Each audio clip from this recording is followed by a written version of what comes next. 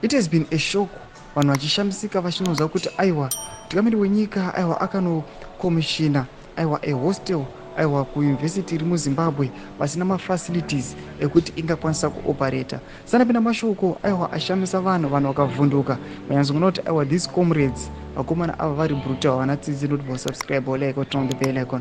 Tichipinda panapa paX handle vakomana vanyora vachiti vanoposta mapictures ayo vanyora vachiti below are pictures of a whole beautiful and relatively new university in Zimbabwe which is expected to operate efficiently with no electricity, no water, no decent salaries for lecturers, no working ATMs, just pictures, no proper hospitals nearby, no money.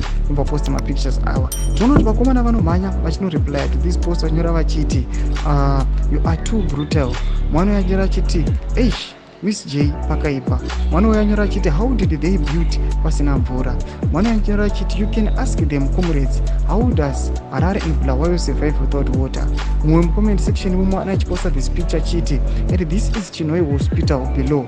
Uchiona aiwa this child achiratidza kuti aiwa ari kunyatsa kumanikidzika achitambura ari muchipatara, but as you can see vanokwanisa kubuilda mabuildings akakwanisa kuita maskyscrapers awo. Mumwe anoendera mberi achibvunza achiti someone is looting in the name of infrastructure development. Tikuona maresponses kana mareplies anopiwa nevanhu pamusoro pekomishini kwakaitwa aiwa these hostel blocks amuri kuona kuti aiwa yes yakunzi akanaka mamillions akabuda achikwanisa kuita these great works, but people they are now saying how are they going to work kana malecturers anodzidzisa ipapo asingapiwi madecent salaries pasina mvura pasina magetsi. Kutiza mafunguro enyu muri kudi pamusoro pechitiko ichi aiwa kana comment section medu subscribe like and turn on the bell icon.